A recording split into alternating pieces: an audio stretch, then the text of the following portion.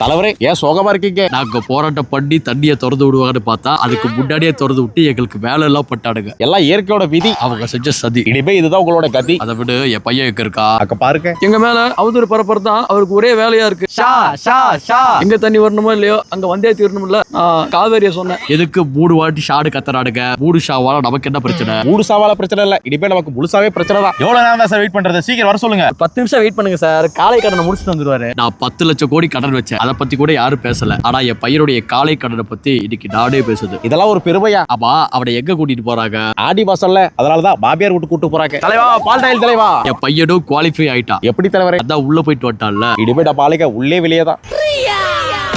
அப்படி போடு. அப்படி போடு போடு. அதனாலதான் எல்லா பிரச்சனையும். தலைவர் ஒளிக. யார் அவனுங்க? நம்மளையே ஒளிகன்னு சொல்றானுங்க. எல்லாம் நம்ம பக்காளி டீம் தான். அவனுங்களை எதுக்கு கூப்பிட்டீங்க? நம்ம ஆளுங்க 200 ரூபாய் கேக்குறாங்க, ஆனா அவங்களுக்கு 100 ரூபாய் போதுமா? சார் நாளைக்கு இன்டர்வியூக்கு வந்துருங்க.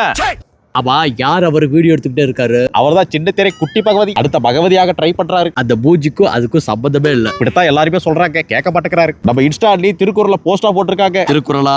வேண்டாம். திருக்குறளால ஐயாக்கு டர்ரு தான். என் பையன் தண்ணியை பத்தி பேசுறதுக்கு இவ்வளவு பிரச்சனையா? அடியால பிரச்சனை இல்ல, அடியால தான் பிரச்சனை. ஃபண்டியா பேசாதீங்க.